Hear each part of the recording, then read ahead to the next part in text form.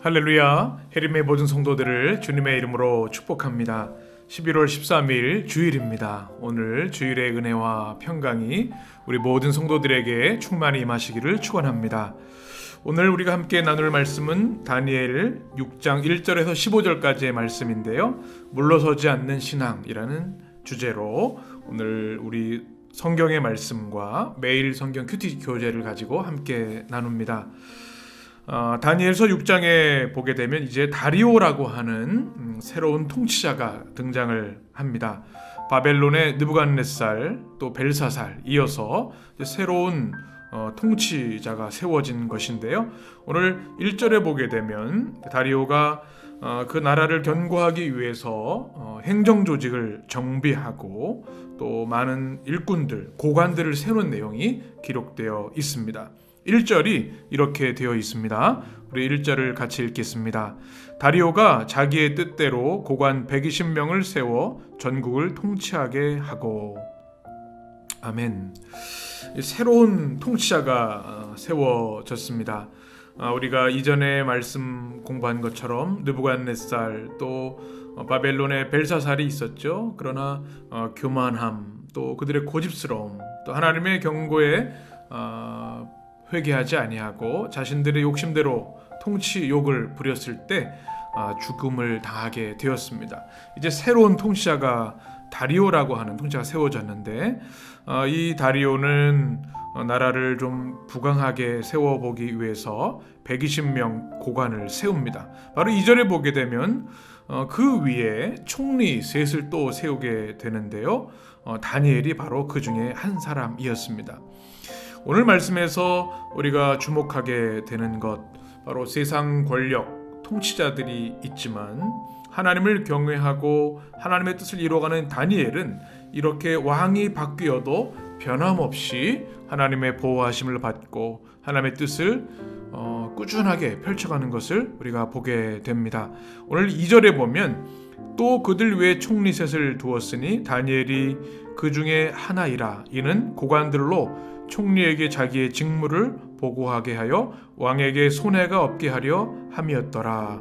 아멘. 이렇게 되어 있습니다. 총리 셋 중에 한 사람이었고요.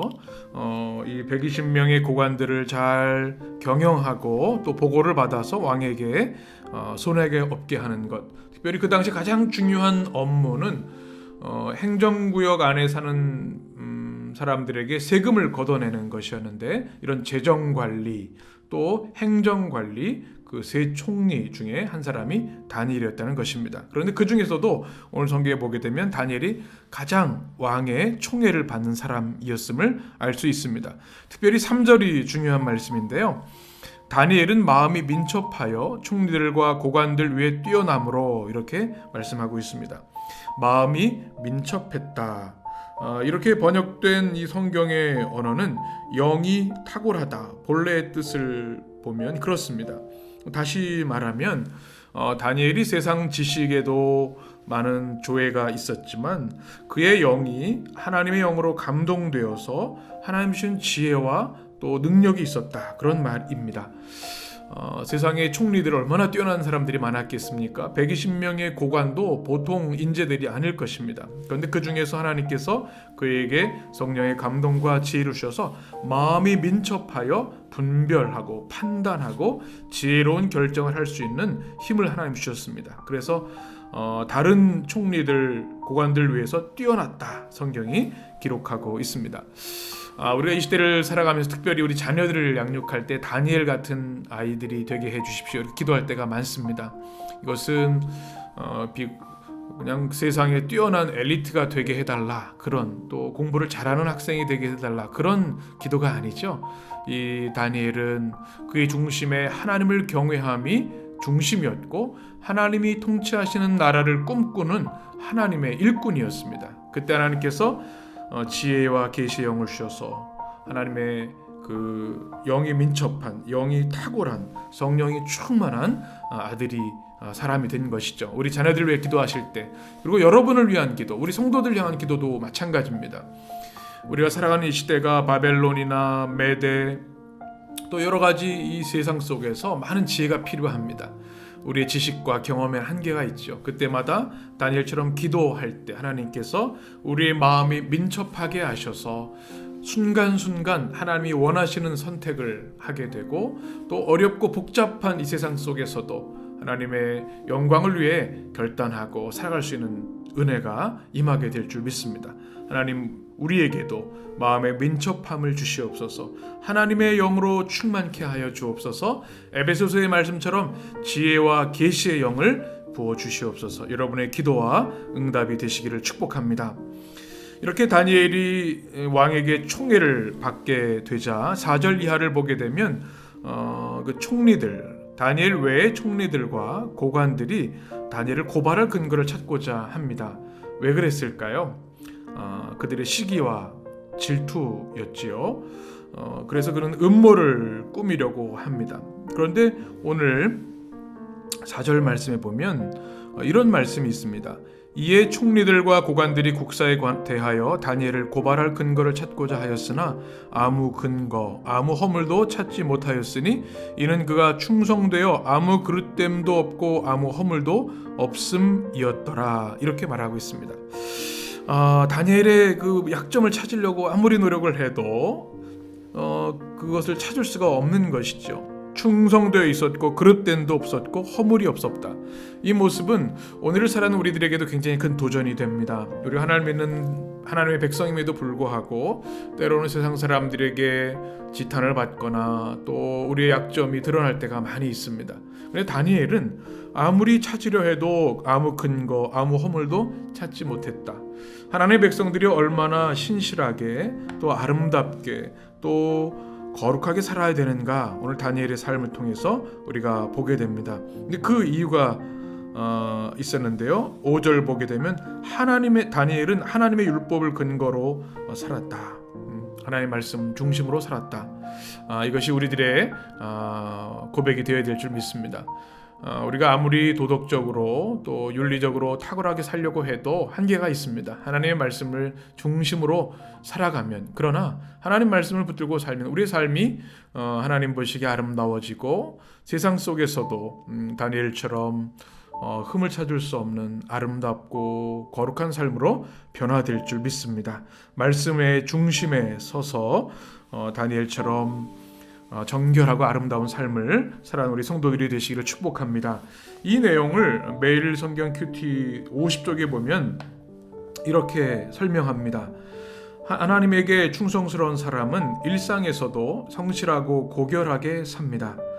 다니엘을 시기하는 자들이 다니엘을 감시하고 조사했지만 그에게서 아무 결점도 찾지 못했습니다. 다니엘이 하나님의 율법을 철저히 지킨다는 것만 알아냈습니다. 하나님의 율법을 신실히 지키는 것과 일상에서 성실하고 올바르게 사는 것은 무관하지 않습니다. 믿음이 좋은 사람은 삶의 모든 영역에서 털어도 먼지 안 나는 사람이어야 합니다. 우리에게 큰 도전이 되는 말씀입니다. 우리가 하나님을 사랑하고 하나님을 충성스럽게 섬기는 성도들인데요. 우리가 일상에서도 성실하고 고결한 삶을 다니엘처럼 살아가야 하는 것이죠. 하나님의 말씀이 우리의 삶을 이끌어 가실 때 우리 또한 이 시대의 다니엘들로 하나님께는 영광이요, 또 많은 이들에게는 하나님을 믿는 사람들은 저렇게 고결하고 성실하고 아름다운 삶을 사는구나, 이런 고백이 될 때 그것이 가장 강력한 전도가 되는 줄 믿습니다. 여러분에게도 이 성실과 정결한 삶, 거룩한 삶이 있게 되시기를 주님의 이름으로 축원합니다. 6절 말씀부터 쭉 보게 되면 이제 총리들과 고관들이 왕에게 어떻게든 다니엘을 좀 무너뜨리려고, 공격하려고 자신들의 꾀를 만들어내지요. 그것은 왕에게 법률을 세워서 금령을 정해달라고 하는 이야기입니다. 그래서 30일 동안 왕 외에 어떤 신이나 사람에게 기도하지 못하게 하는 것이죠. 기도 금지령을 제정해달라고 하는 이 총리들과 고관들의 음모였지요. 그렇지 않으면 사자굴에 던져 넣기로 이렇게 이야기를 합니다.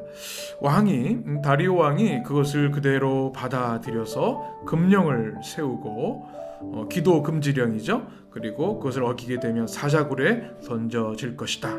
조서에 왕의 도장을 찍습니다. 왕이 그것을 이제 명령을 내렸으니 이제 온 나라가 긴장하게 되죠. 사실 이것은 굉장히 이례적인 일입니다.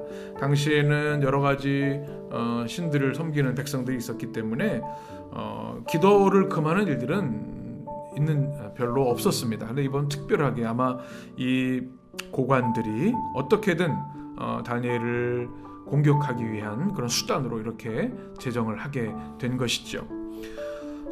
그래서 10절 보게 되면 이제 이 금령이 선포되고 실시되었으니 다니엘이 하나님께 기도했다가는 큰일 나게 되는 거죠. 사자굴에 던져지는 생명을 잃을 수 있는 위기 가운데 처해지게 됩니다. 그런데 다니엘은 이것을 알고도 이렇게 행동을 합니다. 우리 10절 말씀 같이 읽겠습니다. 다니엘이 이 조서에 왕의 도장이 찍힌 것을 알고도 자기 집에 돌아가서는 윗방에 올라가 예루살렘으로 향한 창문을 열고 전에 하던 대로 하루 3번씩 무릎을 꿇고 기도하며 그의 하나님께 감사하였더라. 아멘. 다니엘이 알고 있었습니다. 왕의 조서에 기도 금지령이 있던 것을 알았습니다. 그리고 자신이 기도했다가는 이 반대파, 그를 공격하는 사람들의 고발을 당해서 사자굴에 던져질 수 있음을 알았습니다. 그럼에도 불구하고 그는 윗방에 올라가서 예루살렘을 향한 창문을 열고 하나님 앞에 무릎 꿇고 기도한 것이죠. 그리고 하나님께 감사하였더라 이렇게 기록하고 있습니다. 참 아름다운 기도의 모습, 기도자의 모습이 아닐 수 없습니다. 어떻게 이럴 수 있을까요?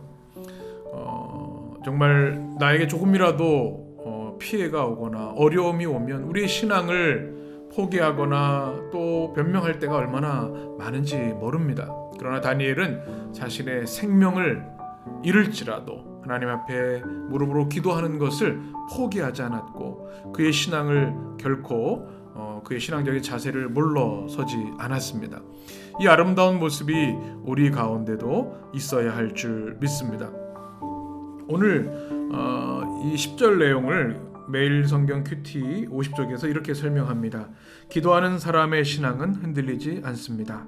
다니엘이 생명을 잃을 위험에도 흔들리거나 물러나지 않고 하나님께 신실할 수 있었던 비결은 늘 하나님께 기도했기 때문입니다. 기도는 닷과 같아서 하나님께 기도할 때 우리 존재가 하나님께 고정됩니다. 어떤 풍랑에도 휩쓸리지 않도록 기도하며 우리 자신을 하나님께 더 굳게 고정합시다. 아멘. 이 다니엘의 기도의 모습, 불굴의 신앙, 이 시대에 우리 모두에게 필요한 줄 믿습니다. 우리 모든 성도들도 기도를 멈추지 않았던 다니엘, 생명을 걸고 기도의 자리를 지켰던 그 아름다운 기도의 모습이 여러분의 삶에 회복되기를 주님의 이름으로 간절히 축원합니다. 이렇게 음모자들이 다니엘을 고발하게 되죠. 걸려들었다고 생각을 했겠죠. 왕의 도장이 찍힌 이 조서를 기도 금지령을 어긴 것이기 때문에 이제는 죽을 위기에 처할 수밖에 없는 상황이 된 것이죠. 이것을 왕에게 고자질합니다. 음모자들이 다니엘을 고발하고 또 왕은 그로 인해서 근심을 하게 되는 거죠. 14절에 보면 왕이 이 말을 듣고 그로 말미암아 심히 근심하여 다니엘을 구원하려고 마음을 쓰며 그를 건져내려고 힘을 다하다가 해가 질 때에 이르렀더라 이렇게 말씀하고 있습니다. 이 다리오 왕은 이 다니엘의 진실함 또 고결함 또 그의 어떤 탁월한 실력을 인해서 많이 아꼈던 것을 알 수 있습니다. 총애했던 것이죠. 그런데 이게 고발되었으니 다니엘을 사자굴에 던질 수밖에 없는 것이죠. 그것을 안타까워하였다 이렇게 되고 있습니다. 그리고 주변에 있던 이 고관들은 그 왕의 명령 그 누구도 바꿀 수 없습니다. 이렇게 다니엘을 위기로 몰아넣는 내용이 오늘 성경에 기록되어 있습니다. 이제 또 내일 말씀에서는 어떻게 다니엘이 이 어려움을 이겨내는지 하나님이 그를 어떻게 지켜주시는지에 대한 내용이 나오는데요. 오늘 말씀은 여기서 이렇게 마무리되게 되는 것이죠. 참 어려운 상황 가운데에도 물러서지 않고 하나님 중심의 삶, 기도의 삶을 지켜냈던 다니엘, 이것이 우리에게 큰 도전이 됩니다. 여러분, 하나님께 기도하는 삶을 살고 계십니까? 매일 다니엘처럼 하나님 앞에 시간과 장소를 구별해서 기도하고 계십니까? 오늘 말씀이 여러분에게 큰 도전이 되셨으면 좋겠습니다. 내 기도의 삶이 지금 바르게 세워져 있는가? 기도는 하나님과의 깊은 교제이고 또 하나님과의 가장 중요한 관계의 시간인데요. 이 시간을 잃어버리고서는 우리가 영적인 능력의 힘을 가질 수 없는 것이죠.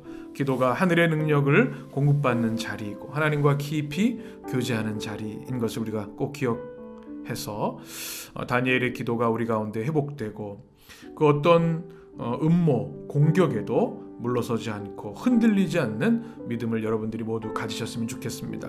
특별히 이 다니엘의 이야기는 당시 나라를 잃고 고통 가운데 있던 백성들에게 굉장히 큰 도전이 되었습니다. 다니엘이 던져지게 되는 것이 바로 굴인데요. 사자굴. 사자굴은 보통 물을 저장하거나 짐승을 잡는 그런 웅덩이로 사용되었던 것입니다. 그래서 사자를 잡으면 그것을 이제 그 굴에 놓지 않고 우리에다가 가두기도 합니다. 그래서 상징적인 의미도 담겨 있습니다. 지금 이스라엘 백성이 나라를 빼앗기고 그들의 하나님 신앙이 흔들릴 때 사자굴에 빠진 모습과 같은 모습을 지금 이스라엘 백성들이 갖고 있는 거죠. 하나님의 백성들이 그 위기 가운데 가지고 있는 겁니다. 다니엘이 던져진 그 사자굴이 사실은 하나님의 백성들이 처한 위기와 어려움이라고 볼 수 있는 것이죠. 그런데 그럼에도 불구하고 다니엘은 그 상황과 어려움에 굴하지 않고 끝까지 하나님 신앙, 하나님께 기도하는 것을 포기하지 않았죠. 아마 이 다니엘의 말씀을 읽었던 그 시대 성도들은 큰 위로와 도전을 받았을 겁니다. 우리에게도 동일합니다. 오늘 말씀을 통해서 하나님 저에게도 저희 가정에 저희 자녀에게도 다니엘의 지혜를 주셔서 주님 많은 이들 위해 하나님의 영광을 위해 나라를 위해 쓰임받는 마음이 민첩한 성령의 지혜가 있는 삶을 살게 하여 주옵소서. 여러분의 기도와 응답이 되시길 바랍니다.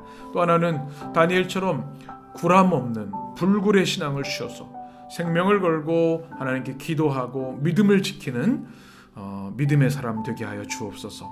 또 우리의 삶 가운데 거룩하고 정결함이 있어서 세상 사람들이 아무리 우리를 공격하고 넘어뜨려 할지라도 찾아낼 수 없는 거룩한 삶, 성화의 삶을 살게 하여 주옵소서. 여러분의 기도와 응답이 되셔서 오늘 다니엘처럼 물러서지 않는 불굴의 신앙으로 또 정결하고 아름다운 삶으로 승리하시기를 우리 주님의 이름으로 간절히 축원합니다. 기도하겠습니다. 존귀하신 하나님, 오늘도 주의를 허락하여 주셔서 그리스도 예수의 십자가와 사랑과 그 죽으심 부활을 통하여 구원받은 은혜를 감격하며 하나님께 영광 돌리게 하시니 너무나 감사합니다. 주님, 오늘 주신 이 다니엘 6장의 말씀을 통해서 물러서지 않는 불굴의 신앙, 기도하는 다니엘의 모습을 보게 하시니 감사합니다. 이 혼란하고 폐역한 시대 가운데 많은 유혹과 공격이 있는 시대 가운데 다니엘의 영성을 우리 모두가 회복하게 하여 주옵소서. 바벨론의 느부갓네살, 벨사살, 메데 또 메대의 다리오까지 나라의 권력자가 바뀌었음에도 불구하고 하나님은 그를 왕 다음에 최고의 지도자로 세우셔서 영광 받으셨습니다. 하나님, 우리에게도 우리 성도들 서 있는 그 자리에서 하나님이 높이 들어서 주셔서 다니엘에게 주셨던 성령의 지혜와 또 분별력, 마음의 민첩함을 주시옵소서. 그래서 하나님의 백성으로 지혜 있게 하시고 또 신실하고 거룩한 삶을 살아서 많은 이들에게 하나님의 영광을 드러내는 주의 백성들 되게 하여 주시옵소서. 기도를 멈추지 않았던 다니엘을 바라봅니다. 하나님, 우리도 매일의 삶에서 하나님께 기도하는 시간을 그 무엇에게도 빼앗기지 않게 하시고 기도를 통하여 하나님께 영광 되게 하시고 기도를 통하여 하나님의 은혜를 공급받게 하시고 기도를 통하여 하나님의 임재와 축복을 누리게 하여 주시옵소서. 기도를 통해 주신 하나님의 영적인 권능, 지혜로 우리 모든 문제들이 풀어지고 하나님께 영광 돌리고 믿음 안에 승리할 수 있도록 우리 모든 성도들을 축복하여 주옵소서. 또 한 주간을 시작합니다. 하나님의 성령께서 동행하시고 보호하시고 인도하여 주옵소서. 우리 주님 예수 그리스도의 이름으로 기도합니다. 아멘.